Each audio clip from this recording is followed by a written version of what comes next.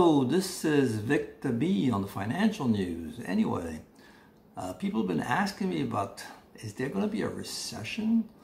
Seeing inflation and prices of gas going up on a daily basis. What is going on? Well, they're trying to do something. The mainstream media talks about what the Fed's doing. They're trying to increase interest rates to slow down the economy, but we both know that is not the full news. That is just part of the news. There are some things that the media sometimes cannot talk about because it's not politically correct. So, what do I think is causing a lot of these issues? Well, sanctions.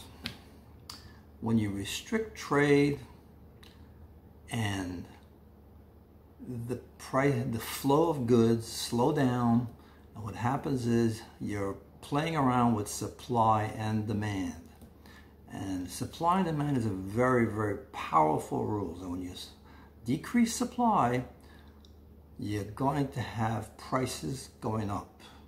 And the problem is when prices go up and companies have to bear those prices, their profits are going to come down. And when their profits are going to come down, the stock market's going to suffer, because people base the value of a company based on its profits.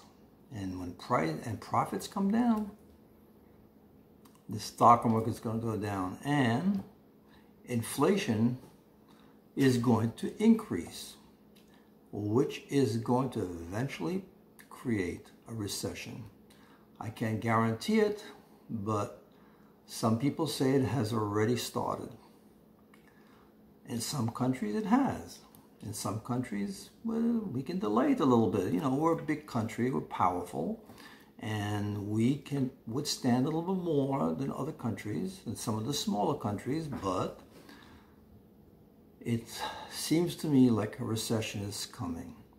You know, sanctioning some of the largest countries in the world, some of the most populated countries in the world, creating wars, it's going to take an effect. And when a company like McDonald's abandons over 1,000 stores to help with the cause, as you would call it, or the sanctions, what happens is a company's actually losing money. They're giving up part of their sales, part of their assets. So a lot of other companies did that. That's just one company.